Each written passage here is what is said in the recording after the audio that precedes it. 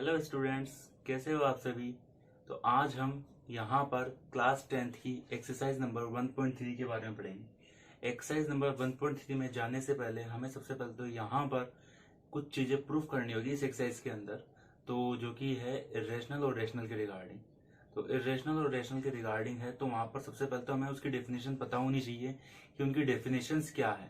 तो सबसे पहली बात, रेशनल की डेफिनेशन क्या है। रेशनल की डेफिनेशन है ऐसे नंबर्स जो कि जिसको हम पी अपॉन क्यू की फॉर्म के अंदर लिख सकते हैं। ऐसे नंबर जिसको हम पी अपॉन क्यू की फॉर्म के अंदर लिख सकते हैं where Q is not equal to zero. जहां पर क्यू की वैल्यू क्या होगी, जीरो के इक्वल नहीं होनी चाहिए। क्लियर। और इसके अलावा पी एंड क्यू आर को प्राइम नंबर। क्या? को प्राइम नंबर। इसका मतलब क्या है? इसका मतलब ये है कि P और Q के अंदर कोई भी चीज कॉमन नहीं आनी चाहिए। अगर इनमें कोई कॉमन आ रहा है, जैसे फॉर एग्जांपल 2/4, तो यहाँ पर जो 2 कॉमन आ रहा है या 3 कॉमन आ रहा है, जो जो भी चीज कॉमन आ रही है, अगर ये कॉमन आ रहा है तो वो को प्राइम नंबर नहीं है, और को प्राइम नंबर नहीं है तो वो रेशनल नंबर भी नहीं है। क्लियर। तो यहाँ पर सबसे इंपॉर्टेंट चीज जिसके बिहाव पर ये वाली पूरी एक्सरसाइज चलेगी कि पी एंड क्यू आर को प्राइम नंबर। क्लियर। तो यहाँ पर रेशनल नंबर की डेफिनेशन क्लियर है।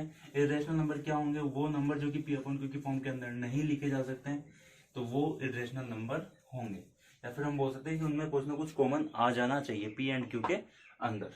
तो यहाँ पर जो फर्स्ट क्वेश्चन है हमारा, फर्स्ट क्वेश्चन इसी टाइप के क्वेश्चन आएंगे, और लगभग ये 3 नंबर का एक क्वेश्चन नेसेसरी है कि बोर्ड के अंदर आएगा ही आएगा। तो prove that √5 is irrational number. क्या? इरेशनल। तो हमें सबसे पहले तो ये देखना है कि √5 जो है ये रेशनल है या इरेशनल, ये हमारे को प्रूफ करना है। क्लियर। तो यहाँ पर सबसे पहली बात, हम यहाँ पर कॉन्ट्राडिक्शन थ्योरम बताएंगे। कौन सी थ्योरम बताएंगे? Contradiction theorem. ये थ्योरम क्या है? ये थ्योरम एक्चुअल में क्या है, हमें उल्टा एज्यूम करना है। जो हमें प्रूफ करना है उसके अगेंस्ट एज्यूम करना है, और फिर बाद में खुद को ही गलत प्रूफ करना है। खुद को गलत प्रूफ करना है। फॉर एग्जाम्पल, जैसे हमें बोल सकता हूँ कि मैं यहाँ पर एज्यूम करूंगा स्टार्टिंग के अंदर कि √5 जो है वो एक रेशनल नंबर है। रेशनल नंबर है, फिर आगे जाकर के खुद ही गलत हो जाऊंगा किसी न किसी रीजन से, और फिर मैं बोल दूंगा कि भाई ये रेशनल तो नहीं है। तो फिर इसका मतलब क्या है? फिर इसका मतलब ये कि ये इरेशनल नंबर है। क्लियर। तो यहाँ पर हम क्वेश्चन को करेंगे पहले, फिर देखेंगे कि कॉन्ट्राडिक्शन थ्योरम कहाँ लग रही है, फिर मैं आपको बताऊंगा कि कॉन्ट्राडिक्शन थ्योरम इस जगह पे एप्लीकेबल है।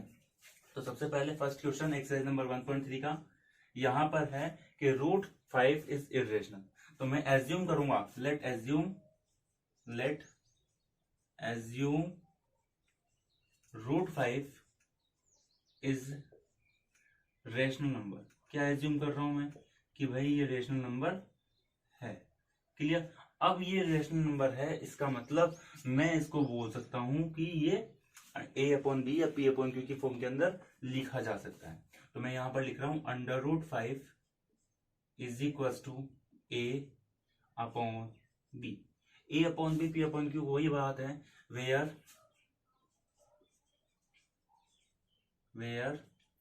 A and B are co-prime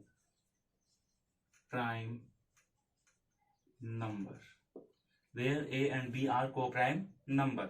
Also, इसकी second condition, B is not equals to 0। ये चीज क्लियर है, यहां तक कोई प्रॉब्लम नहीं है कि मैंने यहाँ पर इसको एज्यूम किया है कि ये रेशनल नंबर है, और जो रेशनल नंबर होता है उसको हम A/B की फॉर्म के अंदर लिख सकते हैं where B is not equals to 0। और यहाँ पर जो कंडीशन लगी है वो है A and B आर को प्राइम नंबर, मतलब A और B के अंदर कोई भी चीज कॉमन नहीं होनी चाहिए। क्लियर। तो अब यहाँ पर नेक्स्ट है, यहाँ पर इसी क्वेश्चन को मैं वापस उठा रहा हूँ। तो √5 is equal to A/B। Clear. तो यहाँ पर अब मैंने इसको B को इधर लेके गया, तो इस B को ये जो डिवाइड में था इधर जाकर के मल्टीप्लाई में हो गया, तो √5B is equal to A। Clear. अब दोनों तरफ स्क्वायर कर दूंगा। क्या करूंगा? स्क्वायर करूंगा, स्क्वायरिंग बोथ साइड।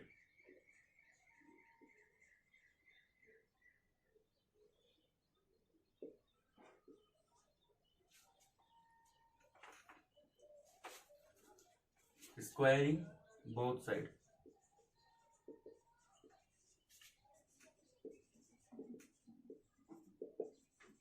जब मैं दोनों तरफ स्क्वायर करूंगा तो इसका मतलब ये है कि यहाँ आ गया 5, यहाँ आ गया b square equals to a square. Clear? तो अब यहाँ पर ये जो नॉर्मल चीज है मैंने स्क्वायर किया इस नंबर का, इस इक्वेशन का स्क्वायर करने पर क्या आया, इस इक्वेशन का स्क्वायर करने पर ये आ गया। क्लियर? अब ध्यान से देखना, यहाँ पर एक थ्योरम लगेगी जो कि मोस्ट इंपॉर्टेंट है। यहाँ पर है कि a स्क्वायर डिवाइड्स 5। क्या लिख रहा हूं मैं, ध्यान से देखना, a square divides 5, then a is also divide by 5। ये इंपॉर्टेंट चीज, क्या इंपॉर्टेंट है इस जगह पे, इस जगह पर इंपॉर्टेंट ये है कि a square divides by 5 then a is also divide by 5। ये थ्योरम जो है वो मोस्ट इंपॉर्टेंट है। क्या इंपॉर्टेंट है यहाँ पर वापस समझते हैं कि जैसे फॉर एग्जांपल मैं एक एग्जांपल ले रहा हूं, जैसे 2 to 5। क्लियर? तो 2 to 5 जो है 5 से डिविजिबल है या नहीं, 5 से डिविजिबल है। इसका मतलब है ये किसका स्क्वायर रूट है, ये स्क्वायर रूट 15। क्लियर? ये स्क्वायर किसका है, 15 का। किसका स्क्वायर है, 15 का। तो अब ये जो 15 का है ये 5 से भी डिविजिबल होना। मतलब क्या है, मतलब ये है कि अगर a स्क्वायर किसी नंबर से डिविजिबल है तो a भी उसी नंबर से डिविजिबल होगा। ये थ्योरम है, ये हमें पता होनी चाहिए कि a स्क्वायर किसी नंबर से डिवाइड है तो a भी उसी नंबर से डिवाइड होगा। तो मैंने यहाँ पर लिखा a square is divide by 5 then a is also divide by 5। Clear है? यहां तक कोई प्रॉब्लम नहीं है। इसके बाद में तो ये एज्यूम कर लिया हमने, फिर उसके बाद में अब ध्यान से देखना इसी जगह पर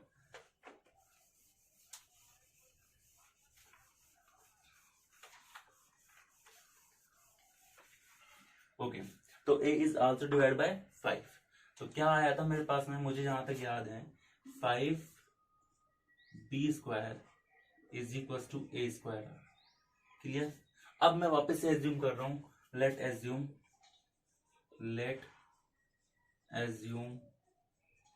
a इक्वल टू 5c। क्या एज्यूम कर रहा हूं, a इक्वल टू 5c। ये जो वैल्यू है ये वैल्यू यहां डालूंगा, कौन सी इक्वेशन में, इक्वेशन नंबर 2 में। क्यों, इक्वेशन नंबर 1 तो वहां बन चुकी थी, कोई ना कोई मैंने इक्वेशन नंबर 1 बनाई थी, अब यहाँ पे इक्वेशन नंबर 2। तो a की जो वैल्यू है वो यहाँ डाल रहा हूं, देन इसका मतलब 5b square is equal to 25c square. क्यों, क्योंकि a का स्क्वायर किया तो यहाँ पर ये चीज आ चुकी है। उसके बाद में 25 को नीचे डिवाइड में लेके गया तो b square divide by 5 then c square. यहां तक कोई प्रॉब्लम नहीं। अब वापस से वही थ्योरम, थ्योरम क्या है, थ्योरम ये है b square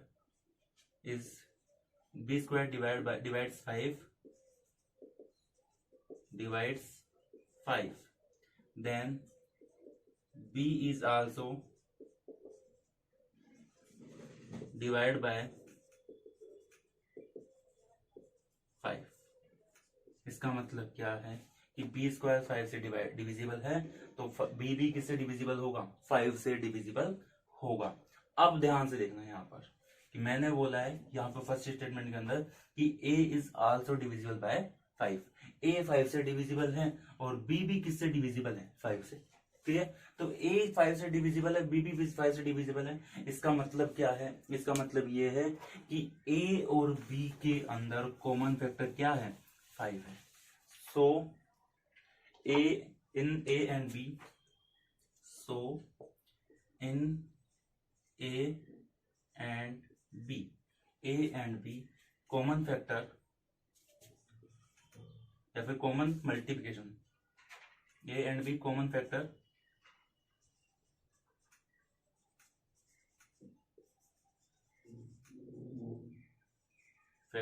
is 5।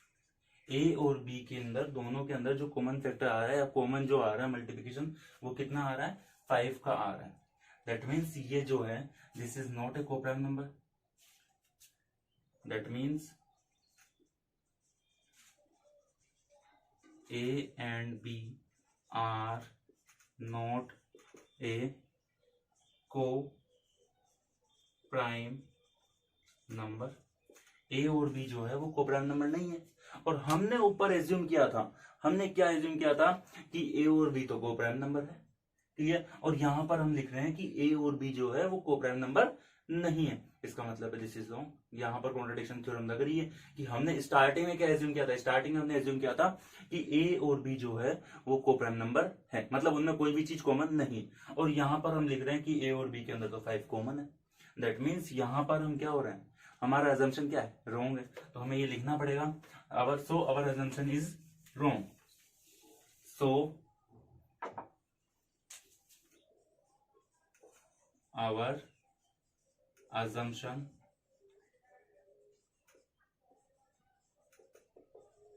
is wrong. So we can say that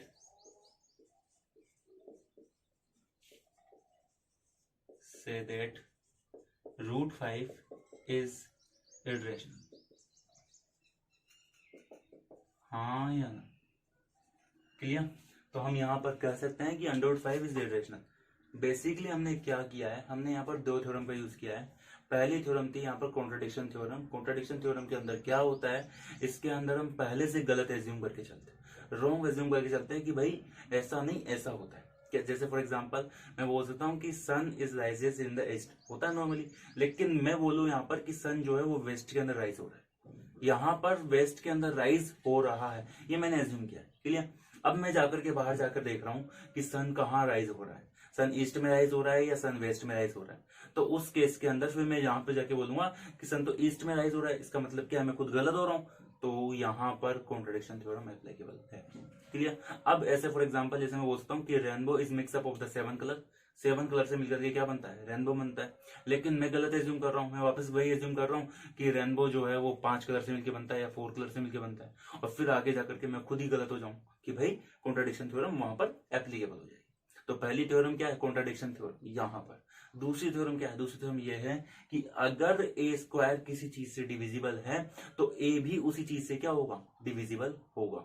ये चीज समझ में आ रही है, क्लियर। क्योंकि ए जिस नंबर से ए स्क्वायर जिस नंबर से डिविजिबल होगा, ए भी उसी नंबर से डिविजिबल होगा। यहाँ पर इसी थ्योरम का यूज करते हुए पूरी की पूरी एक्सरसाइज इसी पे डिपेंड करेगी, क्लियर। तो यहाँ पर हमने एज्यूम किया है कि 5 इज इरेशनल नंबर, कोई प्रॉब्लम नहीं है।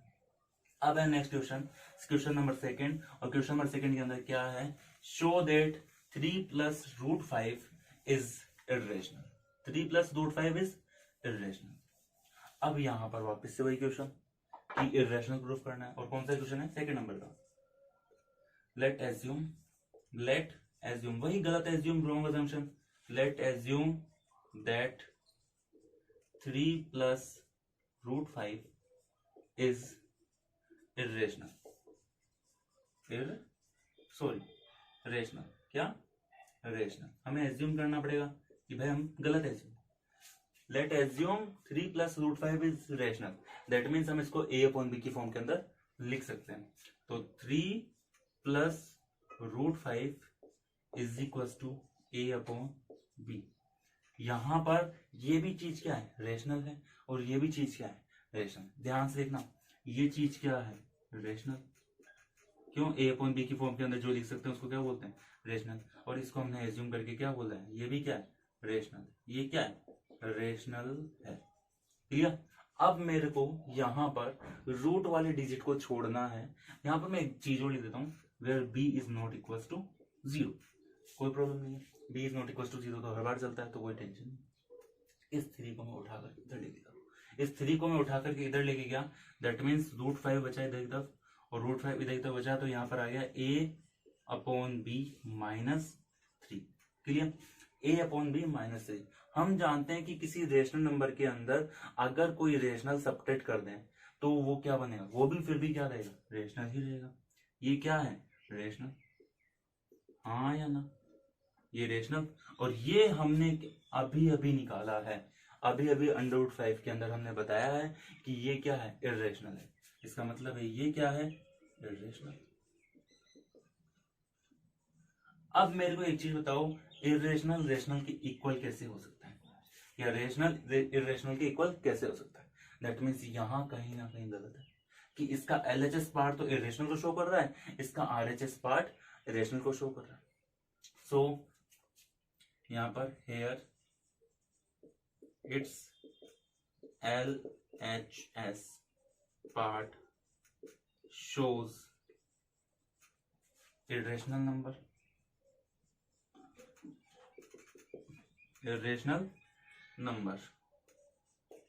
and its RHS part shows rational number। इसका RHS पार्ट क्या शो कर रहा है? रेशनल नंबर शो कर रहा है।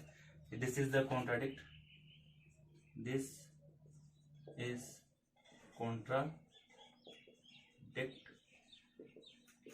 मतलब ये गलत है या फिर दिस इज रॉन्ग हम लिख सकते हैं नॉर्मली, दिस इज रॉन्ग ये भी लिख सकते हैं। अगर हमारे कॉन्ट्राडिक्ट की कोई प्रॉब्लम आ रही है, कॉन्ट्राडिक्ट समझ में नहीं आता है, तो हम लिख देंगे दिस इज रॉन्ग,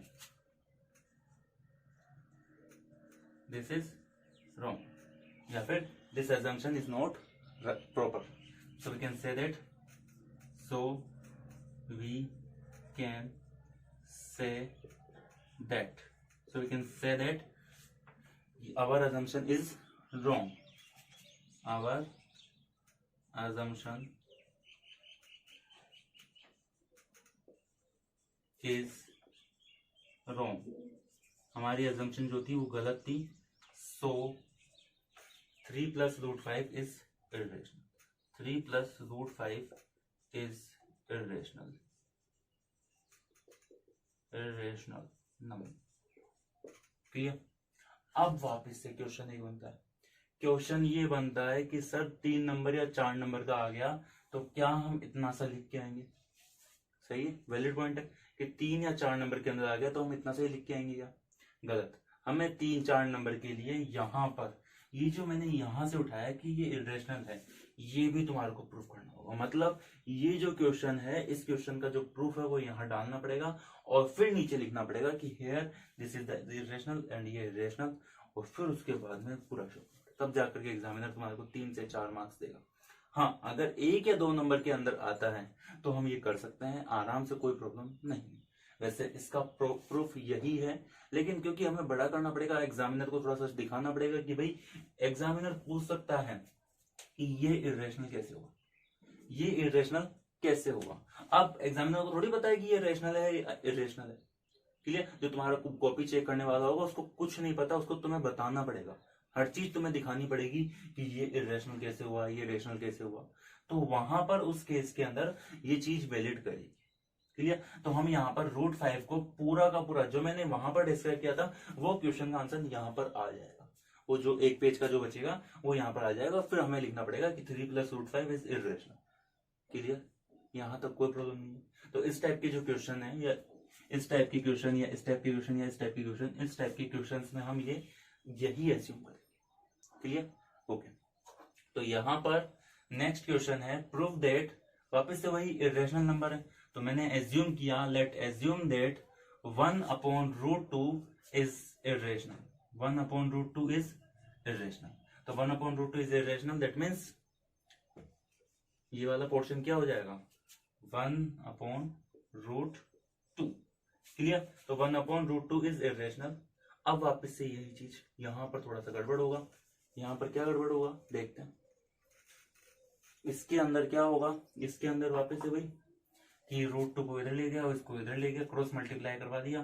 तो क्रॉस मल्टीप्लाई कराने के बाद में बचेगा क्या, ये बचेगा कि that is b/a equals to √2। कोई प्रॉब्लम नहीं है यहां तक। भाई नीचे वाली चीज को ऊपर ले गया, ऊपर वाली चीज को नीचे लेके आ गया, नहीं आया समझ, यहां तक कोई प्रॉब्लम नहीं। ये हो गया, ओहो ये रेशनल, हाँ ये तो फर्स्ट टाइम स्टार्टिंग में जो हमने एज्यूम किया था उसके अकॉर्डिंग था।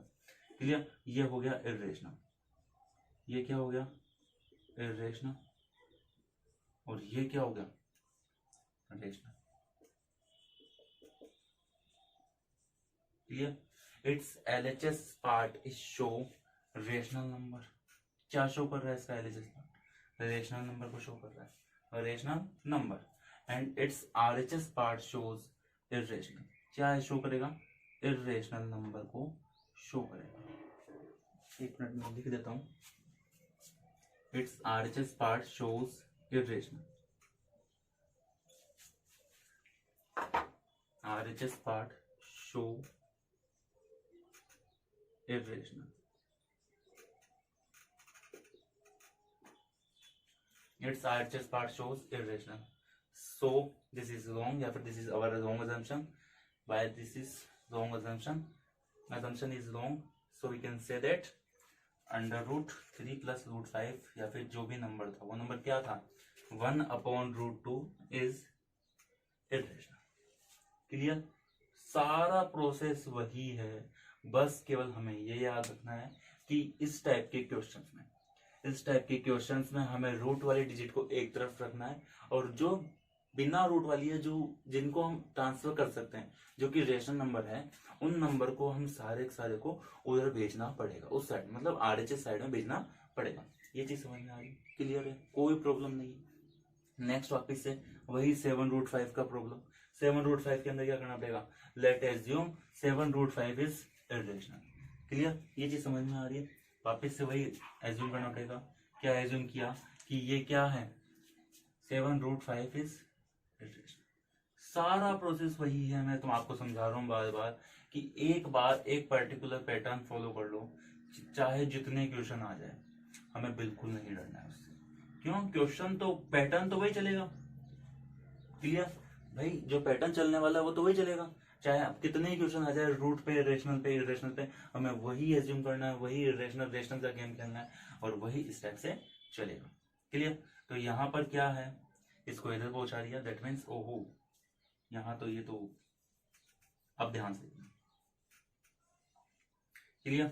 7√5, यहाँ क्या बचेगा? सिंपल √5, और यहाँ बचेगा a/7p. क्लियर? अब इसमें से देखना है कि ये रेशनल है या इरेशनल है. तो ऑफिशियली बात है, ये क्या है, ये वाली टर्म क्या है, रेशनल, और ये वाली टर्म क्या है, इरेशनल. ये वाली टर्म क्या है, irrational. Clear? It's LHS part shows irrational. इसका LHS पार्ट क्या शो करेगा, इरेशनल, और इसका RHS पार्ट क्या शो करेगा, rational term. So we can say that our assumption is wrong, और यहाँ पर क्या करना पड़ेगा, so we can say that 7√5 is irrational number. Clear? नहीं आया समझ में? लास्ट क्वेश्चन है 6 + √2. तो 6 + √2 के लिए क्या करना पड़ेगा, वापिस से वही 6 + √2. हमें एज्यूम करना पड़ेगा कि 6 + √2 क्या है, 6 + √2 इज ए रेशनल नंबर. तो वापिस से इसके अंदर 6 + √2 = a/b. क्लियर? इसको इधर पहुंचा दिया. मतलब मैंने बोला था कि एक तरफ, एक हैंड पे हमारे को रूट वाली डिजिट रखनी है, और दूसरे वाले हैंड पर नॉर्मल डिजिट को रखना है, या फिर रेशनल वाली डिजिट को रखना है. तो a/b - 6. अब ये क्या है, रेशनल. ये क्या है, ये हमने एज्यूम किया, ये हमारा एजम्पशन है कि भाई इस टाइप से होगा. और ये क्या है, ये हमारा रिजल्टेंट निकल के आ रहा है कि इस टाइप से यहाँ पर कॉन्ट्राडिक्शन. अब यहाँ पर देखना, कॉन्ट्राडिक्शन चल रहा था. क्लियर? तो हेयर इट्स LHS पार्ट, इसका जो LHS पार्ट होगा वो क्या है, it's LHS part shows irrational. इसका जो LHS पार्ट होगा वो क्या शो करेगा, इरेशनल, और इसका जो RHS पार्ट होगा वो क्या शो करेगा, rational. So we can say that 6 + √2 is irrational. 6 + √2 is irrational. अब ये वाले जो क्वेश्चंस हैं, इसमें क्या होगा, इसके अंदर बोल देगा, इसके अंदर ये भी बोल देगा कि प्रूव दैट √2 √3 इज इरेशनल. यहाँ पर बोल देगा वो इस क्वेश्चन के अंदर, जैसे यहाँ पर लिख दिया √5 की जगह वो बोल सकता है कि √2 का प्रूफ करो, √3 का प्रूफ करो, √4 का, √5 का, √7 का. तो एक बार मैं √2 का और बता देता हूँ यहाँ पर कि प्रूव दैट √2 इज इरेशनल. यहाँ पर एक एक्स्ट्रा क्वेश्चन है. एक्स्ट्रा क्वेश्चन मतलब यहाँ पर शायद मे बी वो एग्जाम्पल के अंदर हो, या फिर हो सकता है मे बी क्वेश्चन के अंदर आ जाए. तो √2 का मैं एक बार आपको बता देता हूँ कि √2 के अंदर क्या करना पड़ेगा. पूरी वही चीज है. इसके अंदर ध्यान से देखना, √2 के अंदर किस टाइप से शो करना पड़ेगा. फर्स्ट सबसे पहले एक्स्ट्रा क्वेश्चन तो मैंने यहाँ पर एक्स्ट्रा दिया, कोई प्रॉब्लम नहीं। उसके बाद में let assume under root 2 is rational. क्या एज्यूम किया है कि भाई ये क्या है, रेशनल नंबर है। क्लियर? तो let assume under root 2 is rational. अब अंडर रूट 2 रेशनल नंबर है तो हमें लिखना पड़ेगा under root 2 is equal to a upon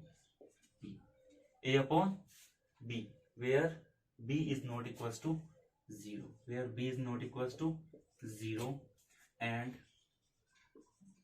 a b are co-prime number। कोई प्रॉब्लम नहीं, ध्यान से देखना। Let assume under root 2 is irrational number where under root 2 is equals to a upon b, b is not equals to 0 and a and b are co-prime number। यहाँ तक कोई problem नहीं, मतलब a और b के अंदर कोई भी चीज कॉमन नहीं है। क्लियर? तो यहाँ पर इसको इधर लेके चले गए तो under root 2 b is equals to a। Clear? Under root 2 is equals to b। अब फिर इसके बाद में स्क्वायर कर रहा हूँ, square both side, square both side, दोनों तरफ क्या किया, स्क्वायर किया। तो यहाँ पर ये बन गया सिंपल 2 और ये बन गया बी स्क्वायर और ये बन गया ए स्क्वायर। क्लियर? ये बन गया बी स्क्वायर और ये बन गया ए स्क्वायर, कोई प्रॉब्लम नहीं।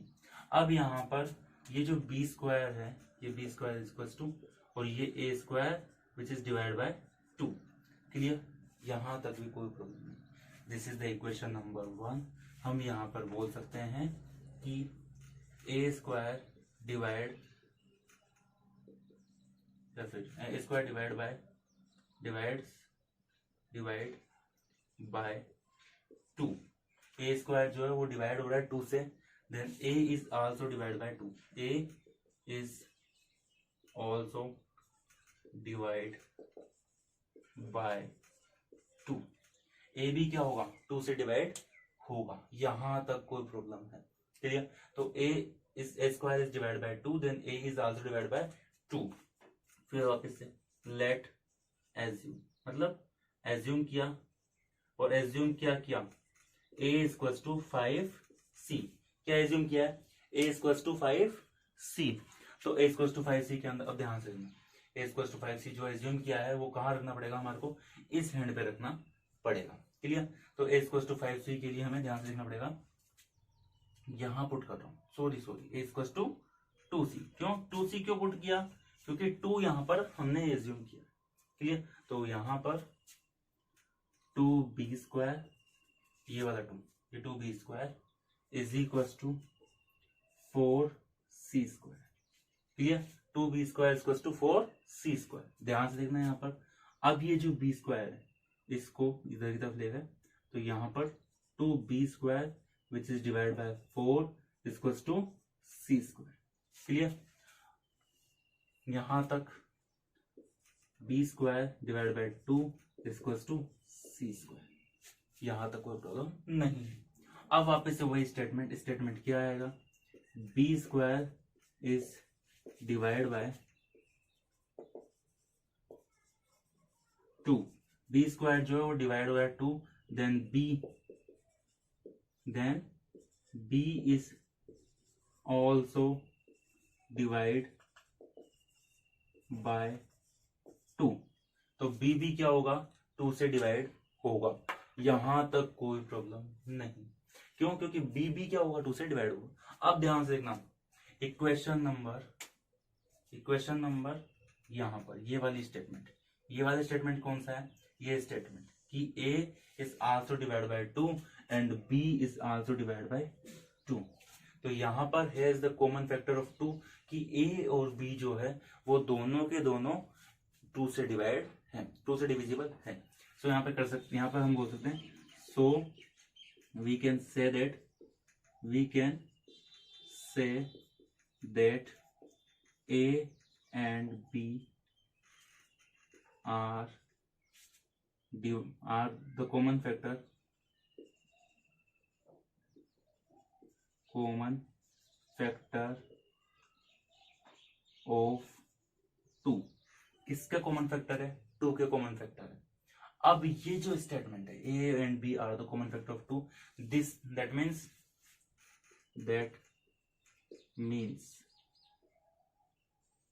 Means a and b are not a coprime number. ए और बी जो है वो को प्राइम नंबर नहीं है। अब ये वाली थ्योरम इस जगह पर क्या हो रही है? Wrong assumption. अब ध्यान से देखना, मैंने स्टार्टिंग में क्या एज्यूम किया था कि ए और बी जो है वो को प्राइम नंबर है, और यहां पर मैं क्या लिख रहा हूं कि ए और बी जो है वो को प्राइम नंबर नहीं है। दैट मीन्स यहां पर मेरी थ्योरम क्या हो रही है, मतलब जो मैंने एज्यूम किया वो क्या है? गलत है। So our assumption is wrong. So our assumption is wrong। हमारी assumption क्या है? गलत है। so our assumption is wrong। so we can say that so under root 2 is irrational। क्या? irrational। क्लियर? तो यहां पर अंडर रूट 2 क्या है? इरेशनल है। हमने गलत एज्यूम किया था, हमारी गलत एज्यूम्पशन क्या थी? रॉन्ग थी। ये पूरा का पूरा हमें अंडर रूट 2 वाले इरेशनल नंबर के अंदर एज इट इज लिखना पड़ेगा, कोई प्रॉब्लम नहीं। तो यहाँ पर हमारी एक्सरसाइज नंबर 1.3 कंप्लीट हो चुकी है। इस एक्सरसाइज के अंदर हमने ये पढ़ा कि कौन से नंबर इरेशनल है और कौन से नंबर रेशनल है। यहां तक अगर कोई प्रॉब्लम आ रही है तो आप हमें कमेंट कर सकते हैं। कमेंट नीचे, जो कि नीचे शो हो जाएंगे आपको, तो वहां पे कमेंट आप कर सकते हैं। इसके अलावा चैनल को लाइक करें, इस वीडियो को शेयर करें